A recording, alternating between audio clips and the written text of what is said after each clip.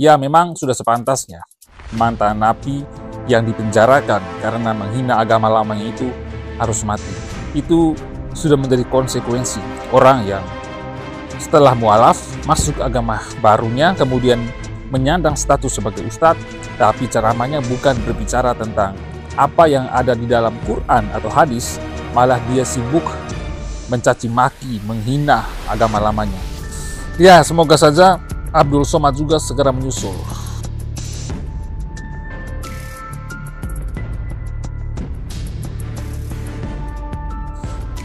Breaking news, pemirsa, Yahya Waloni mati.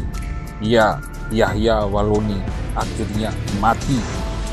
Jadi, tadi malam itu sempat heboh di berbagai media kita, di berbagai media sosial kita bahwa Yahya Waloni mati. Mati kemarin hari Jumat, tadi malam yang heboh di berbagai pemberitaan. Ya, memang sudah sepantasnya mantan napi yang dipenjarakan karena menghina agama lamanya itu harus mati. Itu sudah menjadi konsekuensi orang yang setelah mualaf masuk agama barunya, kemudian menyandang status sebagai ustadz, tapi ceramahnya bukan berbicara tentang apa yang ada di dalam Quran atau hadis, malah dia sibuk mencaci maki, menghina agama lamanya. Dia sibuk mengorek-ngorek agama lamanya. Dia sibuk mencari-cari kesalahan agama lamanya. Mengutak-atik Bible atau Injil atau Alkitab untuk mencari-cari kesalahan. Lalu kemudian ceramahnya isinya menghina, merendahkan, menista agama lamanya. Dijadikan bahan tertawaan dan olok-olokan. Hasil akhirnya kualat, bro. Dan akhirnya apa? Mati. Walaupun ada yang mengatakan bahwa ya kematian dia ini kan memang sudah saatnya, sudah waktunya, karena mengidap berbagai macam penyakit dan lain sebagainya. Ya memang benar, tapi itu juga tidak kebetulan saja. Sudah banyak fakta-fakta yang menunjukkan banyak orang yang mualaf masuk atau keluar dari agama lamanya, masuk agama baru, kemudian menyandang status sebagai ustadz. Ceramahnya bukannya bicara tentang apa yang terkandung di dalam Quran maupun hadis, malah sibuk menghina, mencerca, mencari-cari kesalahan agama lamanya. Hasil akhirnya apa? Kualat, mati. Itu sudah banyak datanya, sudah banyak fakta-faktanya. Termasuk salah satu orang dari Kalimantan kalau tidak salah, yang menjadi bagian dari pengurus Mualaf Center, lupa saya namanya. Itu juga sudah mati.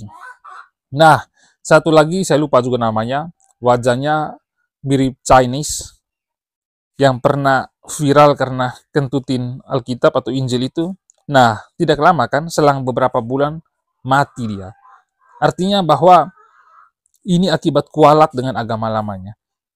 Jadi, saya memperingatkan siapapun yang mualaf, yang sudah mualaf maupun hendak mualaf, sebaiknya berhati-hati. Silakan Anda pindah agama, itu hak Anda. Tapi jangan sampai setelah Anda pindah agama, kemudian Anda menyandang status sebagai ustadz, walau entahlah Anda belajar ilmu agamanya dari mana, mungkin hanya hafal 1-2 ayat, kemudian menyandang status sebagai ustadz dan dipanggil ustadz, lalu ceramahnya Anda mengorek-ngorek, mengulik, mengoreksi agama lamamu, menjadikan agama lamamu sebagai bahan hinaan dan tertawaan di depan jemaahmu.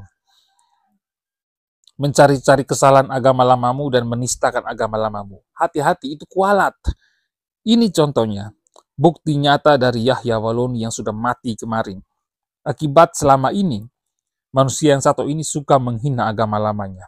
Tidak pernah dia ceramah di dalam tempat ibadahnya, bicara tentang Quran dan hadis, bicara tentang kebaikan, bicara tentang kesejukan dan kedamaian.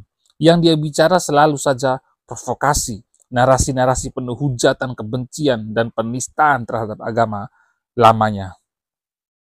Itu akibatnya. Makanya hati-hati. Ya, sudah semakin berkurang ya penjahat-penjahat di Republik ini yang ceramahnya suka mengadu domba sesama anak bangsa, yang ceramahnya suka menghina dan merendahkan agama lamanya, yang ceramahnya suka menistakan agama orang lain, ya kan? Akhirnya mati berlahan-lahan. Semoga dengan kematian orang-orang semacam ini membuat negara kita ini semakin aman, semakin teduh, semakin damai. Karena orang-orang semacam ini tipenya adalah provokator ulung yang suka mengadu domba dan merusak tenun kebangsaan ini.